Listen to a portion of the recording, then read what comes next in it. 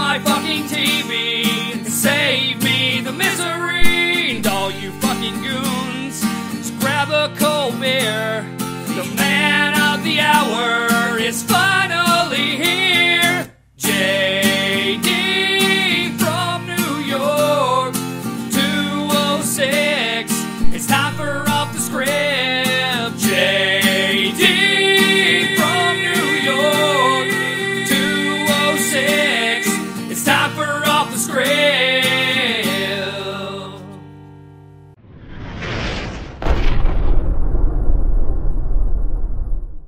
What is going on, guys? JD from New York here, and today we are having a special 4th of July edition of Off the Script. This is episode 124, part number 4. Happy Independence Day to everybody celebrating here in the United States. I had so much leftover news, it made perfect sense to do Off the Script today for Monday, July 4th, 2016. Before we get into the news, guys, two things. Number one, sorry about not giving you my usual, typical off-the-script intro. My voice is completely shot. Number two, I apologize in advance for my voice. I streamed WWE 2K16 the other night, and it was a fucking epic stream.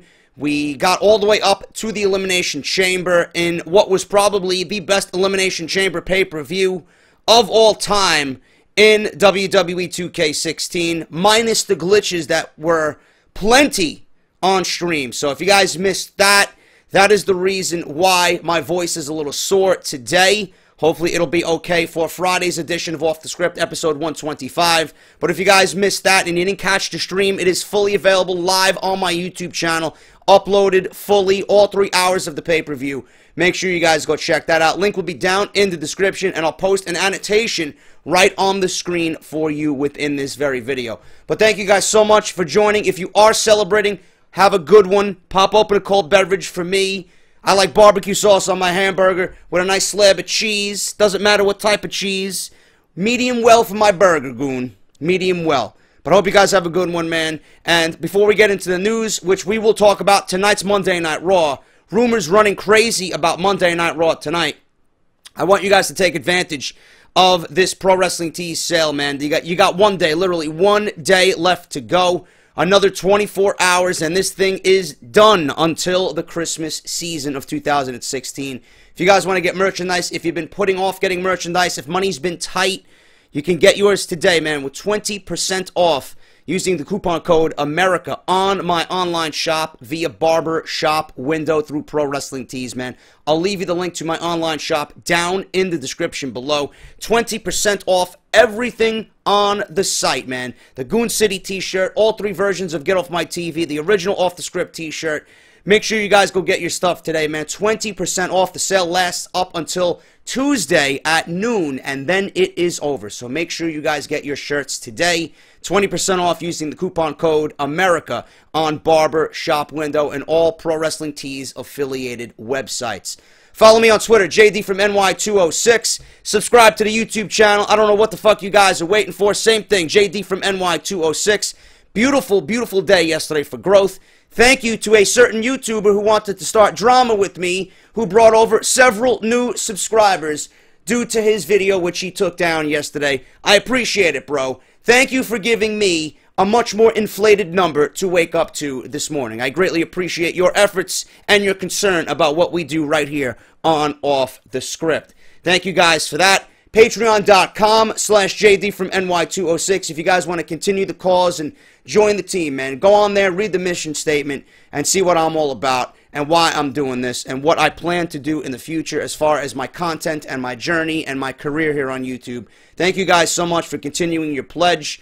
It's unbelievable what you guys are doing with that. Thank you to all the new pledgers from yesterday. Thank you to everybody that continues to pledge and show support all week long, each and every week for my content right here on YouTube. It's patreon.com/JD from NY206. And finally, WrestleCrate.com. Use the coupon code JDSENTME for an instant 10% off your first purchase of WrestleCrate. That's WrestleCrate.com.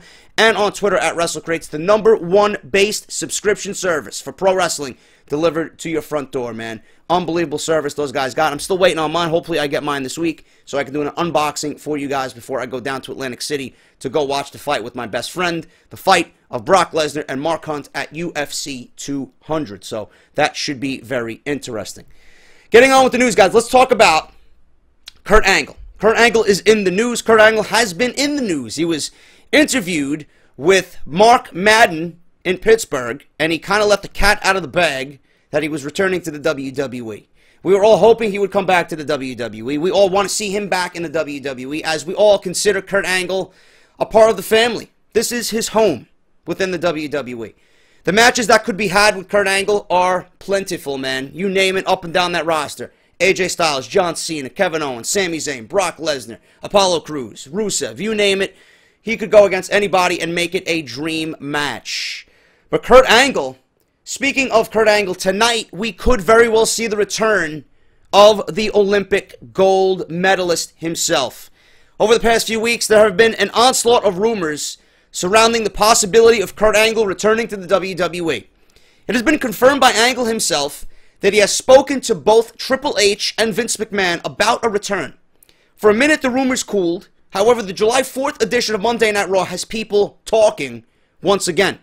According to a report from DailyWrestlingNews.com, WWE has some big plans for this week's Raw and intends to celebrate America's Independence Day as only WWE can.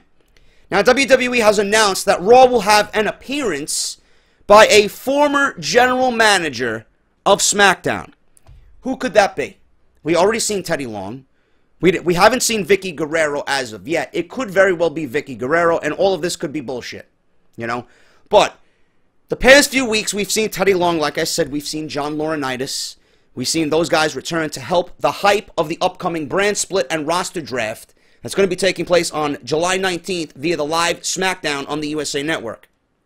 Now, their cameos have been brief, but they've been effective for the selling point of the WWE Draft. The rumor is that Angle's return would not only be appropriate for the 4th of July, but keep in mind, he is a former SmackDown GM after a very brief run.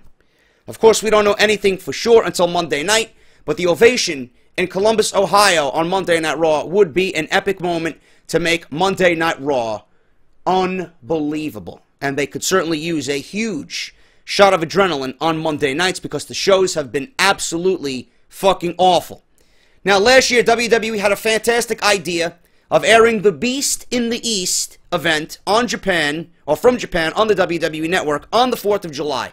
That was a very good show, which highlighted Finn Balor winning the NXT Championship from Kevin Owens. Brock Lesnar defeated Kofi Kingston. I believe we've seen Chris Jericho versus Neville on that same show. It was a very, very good show. Very well done. WWE is lucky enough that 4th of July will fall on a Monday. And of course, that means WWE is going to have major plans, like I said, for the July 4th edition of Monday Night Raw live from Columbus, Ohio. According to reports, WWE has already announced a few matches for the night, and there are bound to be many more surprises revealed throughout the day. For example, a former SmackDown general manager will be on the show and appear to hype the brand split that will be roughly 2 weeks away, like I just mentioned. Possibly Kurt Angle, but it also could be Vicky Guerrero. Not only that, there will be a 16-man elimination tag team match with Team USA versus Team International, which to me absolutely bores the shit out of me because matches like this do absolutely nothing, especially since you're on the road to Battleground and you need to build towards that pay-per-view. You have a pay-per-view to build to, you have a live SmackDown to build to, you have a WWE Draft and brand split to build to, but you're giving a 16-man elimination match. Also, Monday Night Raw is 3 hours. You're using 16 men, and how many of them are going to have international and United States flavors? So, that already takes away some of the most important guys you have on the fucking program to fill spots in this elimination match. So that's 16 bodies you're taking away from the overall show, which means we're going to see Kane, we're going to see Big Show, we're going to see the Social Outcasts, and we're going to have a shit edition of Monday Night Raw. These matches do absolutely nothing to generate excitement. Stereotypical, prototypical, fucking generic garbage for the 4th of July. They could do without this and give me a good show that's going to build towards the pay-per-view. We don't need to see Team USA versus Team International. It's fucking cheesy. And it does nothing for the sake of their build towards their more important events coming up. It's a waste of time. Who's going to be on Team USA? Cena, Jack Swagger, Dolph Ziggler, right? Who's going to be on Team International? Rusev, Sheamus, and whoever else was in the fucking League of Nations. Alberto Del Rio. Give me a fucking break, dude. So fucking garbage. I might as well fall asleep during that fucking match. I guarantee you that match lasts close to 45 minutes and does absolutely nothing. Unless the match is going to have people in the match, right? Or you're going to have Sami Zayn on Team USA and Kevin Owens, being that he's Canadian. Or no, actually, they're both from Canada. Never mind that. They might be put on the same fucking team. But knowing WWE's logic, oh, Kevin Owens and Sami Zayn, they're going back and forth. Well, we can make Sami Zayn an American for the time being, just for tonight. I could see them doing that type of shit. Titus O'Neil. Unless they're going to put people in the match that are going to build toward their specific programs. That's the only way I would be okay with it. Other than that, it's a complete waste of fucking time. Now, don't get too excited about it. Nobody has even been revealed in this match yet. The match has not even fully been announced. It's just there. They're promoting it as a 16-man match. Nobody's been revealed yet for either team. And on the 4th of July, it's only fitting to have a United States title defense. Rusev will defend the title against Titus O'Neil. And I guarantee you, they will take the fucking belt off of Rusev for this night as some type of retribution. Because Rusev called Titus O'Neil's children out at the last pay-per-view, and in front of them, he called their father a loser. So I could see Titus O'Neil winning the United States title, and then what is that going to do? What is that going to do? It's going to stop Rusev's momentum, because they're building him up slowly as a dominating monster, right? And they're going to put the belt on Titus O'Neil. It's not going to do anything for the title. It's not going to do anything for him. It's not going to make people care about him more than they do now. Unless somebody in my comment section, like they said yesterday, I'd be okay with it if he drops it the next week to Baron Corbin. I'd be okay with that. I'd be perfectly fine with that. Baron Corbin as the new United States champion. And then he can go on to feud with Apollo Crews over the United States championship. I'd be okay with that. But Titus O'Neil and Rusev, how many fucking times in the last 3 weeks have these guys fought? 5. 5 fucking times. I'm over the fucking feud already. End it. WWE does not understand when it goes overkill. They're ODing on everything, man. They just beat shit to death. And we're tired of it before we even become remotely interested in something. So Titus O'Neil could be the new United States champion. That could be a situation where Titus, like the report says, I just said it, walks out with the United States championship. It's important to note that Dean Ambrose is also billed from Cincinnati, Ohio. Not exactly his hometown, but he'll be getting a hometown welcome for sure as he faces The Miz in a non-title champion versus champion match. Oh my God. Give me a fucking break. This Raw sounds fucking terrible already. Jesus Christ. You better have Kurt Angle come out. Otherwise, this show is going to be fucking just as bad as last week's. Holy shit. We'll see what happens. I don't know. I'm not expecting anything going into this show. This is WWE going into a brand split. They are on cruise control. They do not give a shit because everything that we see right now is going to be vastly different in 2 weeks. Why the fuck are they going to care? Why are they going to put on a good show when the landscape of Monday Night Raw is going to look vastly different than what we see now? They don't care. They do not care. So if they don't care, I'm not going to care. I'm not expecting anything, and then I'll come on here after the show, and I'll fucking rip it to shreds, and I'll say how much it sucks again, just like every other fucking week, and then we'll have a new United States champion in Titus O'Neil, which will be fucking embarrassing. And a 16-man elimination match is going to put us to sleep. And a champion versus champion match that nobody gives a fuck about. Yeah, great Monday Night Raw. Kurt Angle, please, please, for the sake of this show, and for the sake of the company, and for the sake of our fucking well-being, show up to Monday night. Please, give me something to be excited about. I don't want to go into another 3-hour show on a holiday and fucking feel absolutely disappointed. I don't. Please, Angle. We want you, bro. Make wrestling great again. Make WWE great again. We all want it. And I know you want it to. Vince, open up your fucking wallet and pay the man to bring him on in. WWE officials concerned about overbooking Seth Rollins. It's no secret that WWE has been plagued by injuries over the past year. For a while, it seems like every week a new superstar would fall to an injury. There was no greater hit to the roster than when Seth Rollins' injury cost him 7 months of his career and left the WWE without a champion. Rollins has been extremely busy since returning to the WWE, and there is some concern about that within the company. According to a report from Ringside News, there is some genuine concern that far too much is being asked of Rollins since his return to the WWE. In particular, some within WWE feel that Triple H and Vince McMahon are being too demanding of Rollins and giving him too many matches too quickly over the first month of his return run. Over the month of June, Rollins had 15 matches and is currently on shows in Japan. Some feel that this is too much too soon for Seth, and the last thing anyone wants is to see him go down with another injury. His knee is said to be in great shape, but it is more about being cautious. This is absolutely something nobody wants to hear. 15 matches in the month of June. 15 matches in the month of June. We had the pay-per-view, right? And then we had his return a couple of weeks before that. 15 matches in June, an overseas tour in Japan. He doesn't need to be on Japan. He doesn't need to be flying over there, wrestling God knows who, in some fucking rundown city, some rundown arena. Give me a fucking break, dude. I mean, why are you pushing? This is why everybody's getting hurt. Because Vince McMahon, all he does is sees his roster, he looks at his roster, and they're nothing but shiny toys. It's like a fucking kid going into Toys R Us, and he sees all the WWE action figures.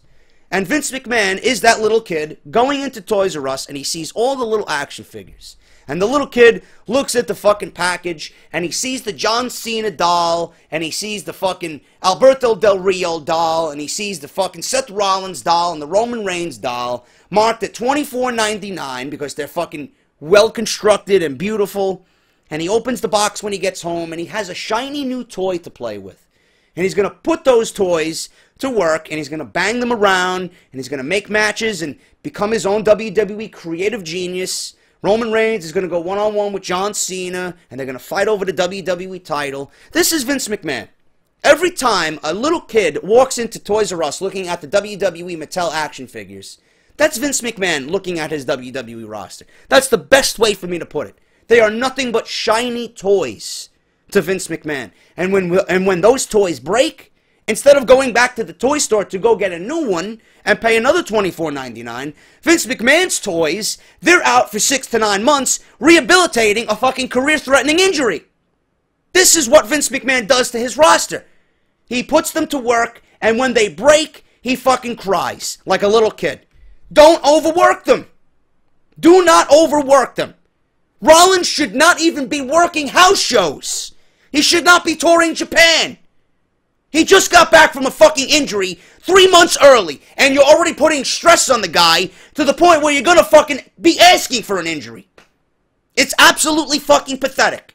It is so fucking pathetic how WWE works these guys to death, and then they want to fucking bitch and moan, oh, backstage criticism, oh, this and that, he's got backstage heat. What the fuck could Dean Ambrose have backstage heat for? If you're putting him in Japan tours and fucking putting him in 30 matches per month, what the fuck could you be angry about? Oh, he's not doing this right, he's not doing that right, he's showing some type of attitude. He's showing a fucking attitude because he's overworked. So fucking stupid. Rollins should be not touring with the fucking company. I understand he's a moneymaker, I understand people are willing to see him, but I think people are willing to compromise that we don't want to see this guy get hurt again. We don't want to be without Seth Rollins for another 7 months. I'd rather him take it easy for the first couple of months and then slowly ease him back into the touring schedule. Don't have him come off an injury early and then automatically throw him into a full set of fucking schedules. That is absolutely fucking unfair, and it's pathetic how WWE treats his roster nothing but toys they are. He treats them all like fucking toys, action figures that you'll find in Toys R Us. That is absolutely fucking bullshit. I hate reading shit like that. I hate it.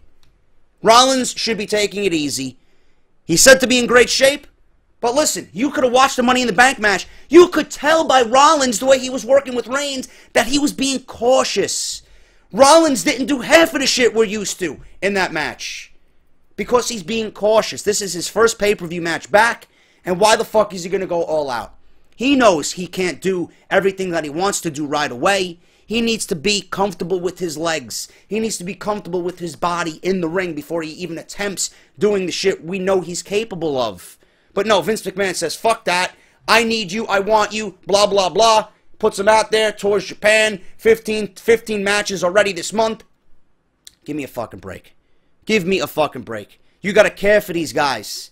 They are not fucking toys. They're human beings.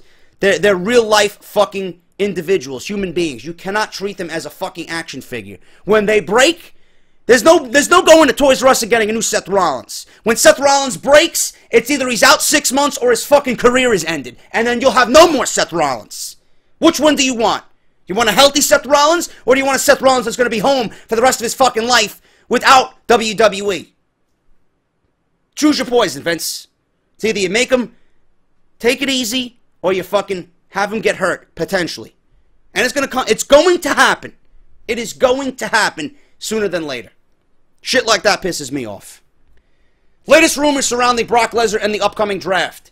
Right now, Brock Lesnar is training for his return to the Octagon and UFC for next month's UFC 200 event. He'll be fighting Mark Hunt in his first fight in roughly 5 years.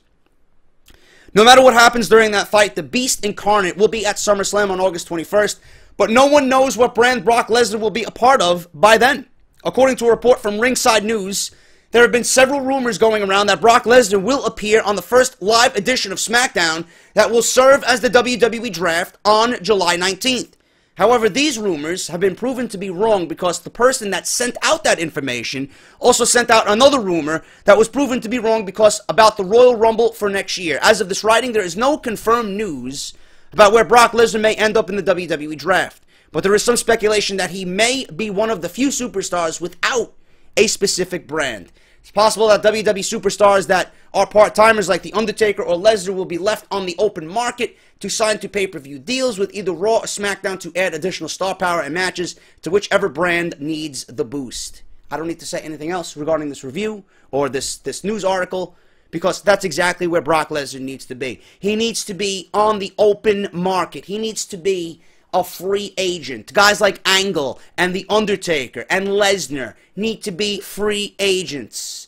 You're not going to draft them to a specific brand because their worth and what these guys are going to bring to the company after this brand split is they are going to need to be the few guys that go back and forth between two shows. If you want to feud Lesnar with Kevin Owens, he's on Raw, you fucking put him on Raw. If you want to feud Lesnar with a returning Kurt Angle and Angle's on SmackDown, fine, put him on SmackDown. But he needs to be open.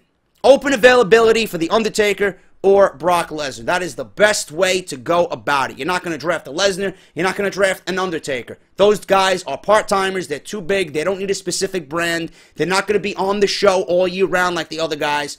Open market, free agents, able to sign pay-per-view deals with either brand after the brand split. The absolute best way to go. And the fact that Brock Lesnar was recently quoted in saying he does not give a shit about what happens with the WWE after his match with Mark Hunt at UFC 200. He is not concerned whatsoever what the fans think of him, win or lose at UFC 200. If he comes back to SummerSlam and he's a winner or a loser, he does not give a shit. He doesn't give a shit about the aura that is Brock Lesnar upon his WWE return. Why people are upset with Brock Lesnar by saying this is just mind-boggling to me. Did you expect anything less from Brock Lesnar? I mean, this is Brock Lesnar. He's going to do and say whatever the fuck he wants. And this is WWE's fault. People in the comments section tell me Lesnar's a fucking scrub. He's a bum. He's not the same Lesnar that he was years ago. He sucks in the ring. He's boring. He doesn't deserve anything. This is WWE's created Beast Incarnate. This is not Brock Lesnar. This is not the Brock Lesnar that we know. He's fucking done the Suplex City gimmick, and that's his shtick, and he goes in there and he fucking German suplex somebody fucking 16, 17 times a match, and that's what they call a Beast Incarnate. This is WWE's fault. This is not Brock Lesnar's fault. He is told to do what they want. They want Lesnar to go in there and do nothing but German suplexes. He's going to go in there and do German suplexes, and he doesn't give a shit. He doesn't give a shit if the match sucks, if it's good. He doesn't give a shit what people think about it. He's going in there, he's going to do what they want, and he's going to get paid. Because that's all he cares about. He doesn't give a shit about anything else. And you can't fault him for that. So there's no reason to be upset about the comments he made about coming back to the WWE, whether he loses or wins at UFC 200. Lesnar is going to be Lesnar. Screw it. He can do whatever the fuck he wants. I mean, to me, I understand why the Lesnar character might seem dull and boring to people, because this is WWE's created beast. This is Brock Lesnar in modern day WWE. This is not what Brock Lesnar is fully capable of.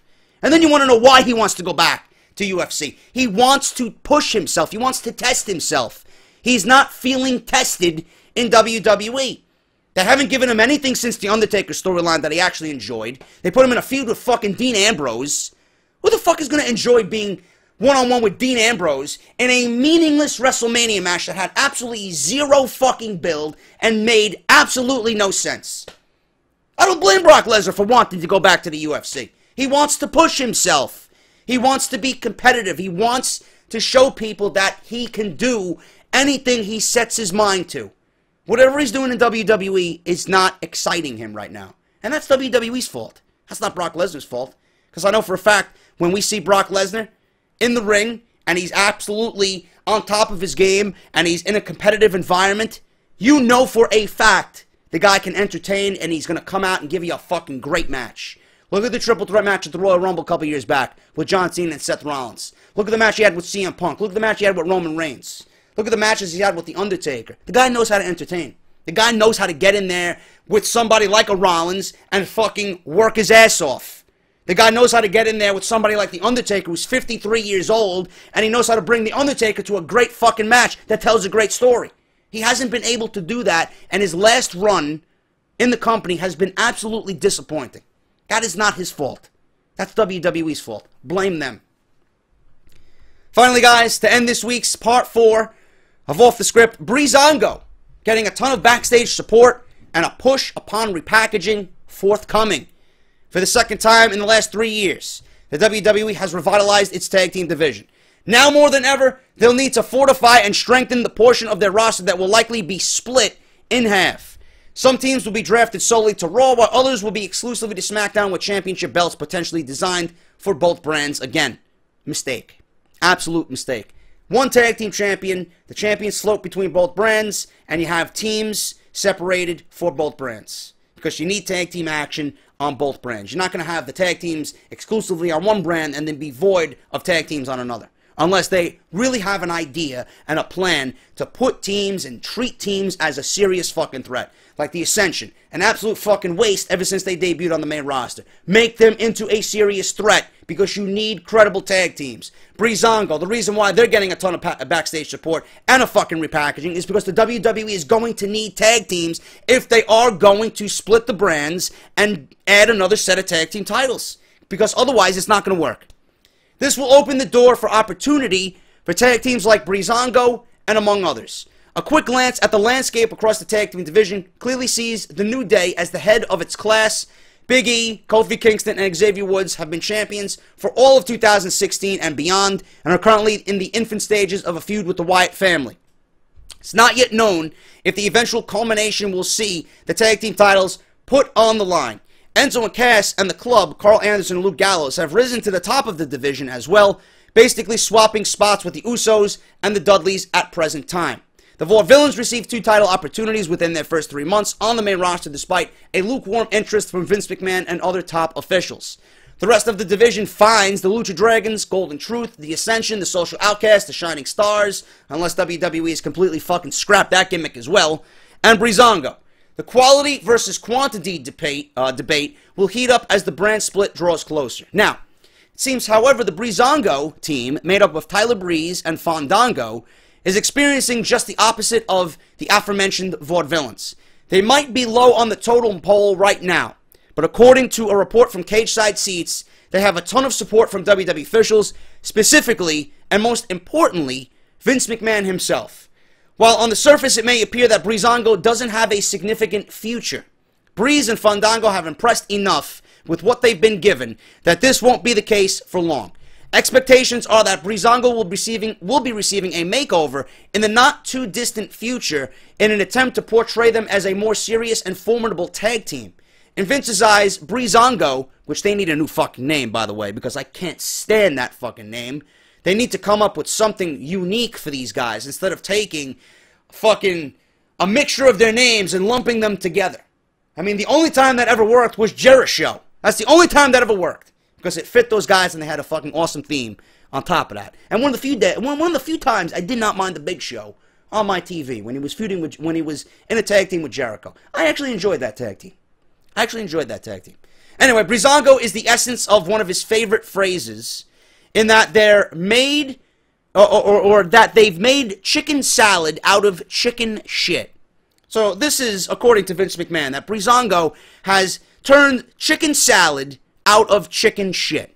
Okay? The makeover in question may, in fact, already be in motion, though this is not confirmed. Since their program with the Golden Truth seemingly ended at Money in the Bank, Breezango has not appeared on Raw or SmackDown, and while some would view this as a negative coming of a match at a high-profile pay-per-view, it could be a blessing, one that would set the stage for their repackaging and eventual push. Of the two, Fandango has clearly experienced the most success, it's been minimal success, but some success in WWE. His win over Chris Jericho at WrestleMania 29 is widely considered one of the biggest upsets in the history of the show, and absolutely has done nothing as far as his career goes. But for one reason or another, he was never able to fully capitalize on the momentum from that night. You could thank that to WWE Creative, quickly sinking back to their status as enhancement talent. Fandango's name surfaced quite a bit during WWE's annual spring cleaning back in May, but he was fortunate to avoid and he avoided the dreaded pink slip. Outside of an early feud with Dolph Ziggler, Breeze has done little of note since arriving on the main roster last October. His misuse sparked a lot of debate between Triple H and Vince McMahon in regards to the drawing power of NXT talent. Putting the two men together to form Breezango might be the best thing right now for both men's careers, even if it doesn't appear that way yet. The fact that Vince is behind them with intentions of making them a more legitimate team should mean the best is yet to come for both Tyler Breeze and Fandango. I would not mind this at all because I want Tyler Breeze in an important role and I want him on my television. I've always enjoyed the work of Johnny Curtis, Fandango. I think he's been highly underutilized. I think he's one of the best talents that they're not using right now. Same thing could go for Tyler Breeze. And putting these two guys together is not really the most ideal situation to many because I see Tyler Breeze, I look at him, he's got the makings of a fucking Intercontinental Champion. Back in the early days of the 80s and the 90s when we watched, man, I see Tyler Breeze and I see those early Intercontinental Champions when we grew up with the fucking WWF back in the early 80s and 90s. And I see Tyler Breeze and he just fucking has the model of an Intercontinental Champion. And I see him as a flag bearer for that mid-roster, that title. I see him being a fighting champion. I see that in Tyler Breeze. But WWE has not utilized him at all, and they deemed him a joke upon coming up after he's had so much respect and so much hard work put in down in NXT. They bring him up to the main roster, and he's fucking a joke. An absolute joke. Which I don't understand. If this is going to get Tyler Breeze on my TV, and if this is going to get Fandango on my TV, which both men should, because I love both characters. I think both characters are highly, highly underrated. They could be great. Two mid-card guys that could be fucking multiple-time Intercontinental Champions right now. You know, I could even see Tyler Breeze as a WWE Champion on a brand with a brand split with an additional World Champion. I could see that. I could see it. But if this is going to further advance both men's careers right now, I have absolutely no problem with this. I'm okay with it. And who knows? Maybe later on down the line, we could see a split of both guys. We can see a split of the team.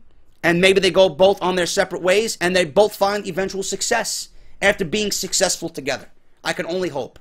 So hopefully that happens. And I wish both guys the best of luck because they've been underutilized. They are underrated. And they definitely need a chance to show what they got. Because what they got, definitely WWE can use. And one more thing before I go, guys. I did want to talk about this. I actually talked about it on the iTunes podcast. I did an iTunes podcast. It was uploaded on Sunday. Go check that shit out. I talked about Bobby Heenan having a fake Twitter account. Some fucking goon out there impersonated Cynthia Heenan he impersonated Bobby Heenan's wife for 2 months, and then eventually got in everybody's good graces. He got everybody to trust that that was really Cynthia Heenan. Cynthia Heenan, the real Cynthia Heenan, didn't know what was going on. And Bobby Heenan had a Twitter account created. Now, we all fell for this. I fell for it. I followed it. It eventually got verified, and I'm like, all right, Bobby Heenan's got a Twitter account. His first tweet was, "Hello, humanoids." Now, this eventually ended up being a fake account. It wasn't the real Heenan. It wasn't the real Bobby Heenan, and in the profile, it said the Twitter account was run by Cynthia Heenan, his wife. It was run by a fake account. Both Cynthia Heenan and Bobby Heenan's account were fake. And this guy woke up every day. This guy made it a priority every day to make sure people believed he was really these people and to get verified with a fake Bobby Heenan account. This was reported by Ryan Satin of Pro Wrestling Sheet. Bobby Heenan had a fake account. Someone was disguising themselves as both Cynthia and Bobby Heenan. Do you believe that? Everybody in the wrestling community, everybody in the industry was fucking so pissed off that someone would do this and poke fun at Bobby Heenan's name and his personality and take advantage of his personality like that. Absolutely fucking disgusting behavior. Makes me really fucking disappointed to be a part of the fucking civilization we live in, man. People are fucking garbage. This is why I hate everybody. I work in retail, and I hate everybody. I hate people because of the way people act. Look at this fucking clown, disguising himself as Bobby Heenan and Cynthia Heenan. And I'll tell you what, man, Bobby Heenan might not look like the Bobby Heenan we used to know back in the WWF with Gorilla Monsoon. He looks unrecognizable now, but that's not stopping him from going to conventions and meeting fans and having his spirit lifted. He loves meeting people. People still want to go out and meet Bobby Heenan for the first time because he was such a big part of their childhood. He was a big part of my childhood. He was a big part of your childhood if you're someone my age. Bobby Heenan and Gorilla Monsoon are the absolute best commentating team ever. There will never be another Bobby Heenan and Gorilla Monsoon. You could probably put Jesse Ventura in that discussion as well. I loved Jesse Ventura. His interactions with McMahon and Piper and Monsoon. We were fucking spoiled back in the WWF days. We were spoiled in the 80s and the 90s when it comes to announcing. I feel fucking terrible for you guys who are just starting now to watch the WWE in the last couple of years. And you have no idea what real commentary and play-by-play is. Color commentary and play-by-play in the WWF. You are fucking unfortunate to miss out on the greatest of all time. Yeah, we had Jim Ross and Jerry Lawler, and Jim Ross is probably the greatest play-by-play announcer of all time. Ever in WWE. But the way Heenan and Monsoon were, dynamic, duo, nobody. Nobody will ever touch them. I feel sorry for what we got now, man. You guys don't know how lucky we had it back in the 80s and 90s, and how fucking terrible we have it now. Michael Cole and JBL and Byron Saxton, give me a fucking break, man. They do nothing to enhance the talent. They do nothing to enhance the shows. And it's not even their fault. It all comes from the top, starting at Vince McMahon. Because nothing is genuine. Nothing is perceived as genuine. At least Jim Ross made it feel...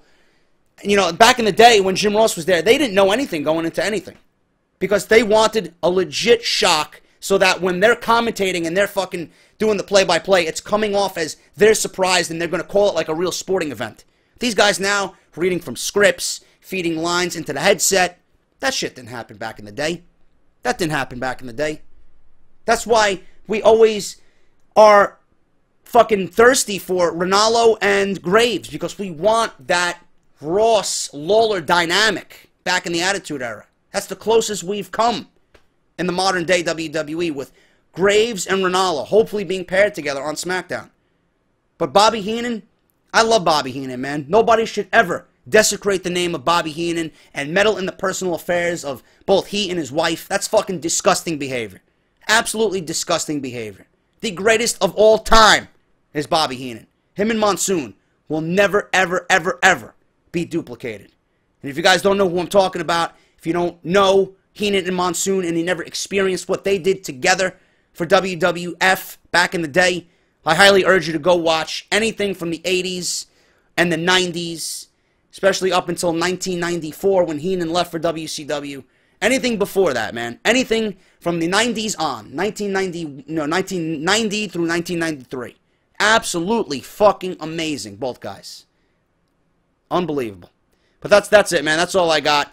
And that's off the script for this week, man. I hope you guys enjoyed it. If you did, hit that thumbs up. Happy 4th of July to everybody. Make sure you guys take advantage of the t-shirts. 20% off using the coupon code America at checkout on Barbershop Window. Link is down below. Follow me on Twitter and subscribe to the YouTube channel, JD from NY206. I do have a podcast on iTunes and PodBean. Make sure you guys go check that out. And if you're on iTunes, leave a 5-star rating. Thank you guys so much for that. We are a 5-star rated podcast. You guys are kicking ass on there. And Patreon.com. Make sure you guys pledge if you want to. It's not a obligation, but if you guys want to and show some support and appreciation, JD from NY206 on Patreon.com. That's it for me, guys. I will be back on Friday, as always, with Off the Script, the #1 fucking podcast in your subscription box right here on YouTube.com. Have a happy 4th. I'll see you guys for Monday Night Raw review after the show tonight. Will we see Kurt Angle? I don't know, man. Hopefully we do, and hopefully we get a decent fucking show tonight. Until then, I'm JD. I'll talk to you guys later.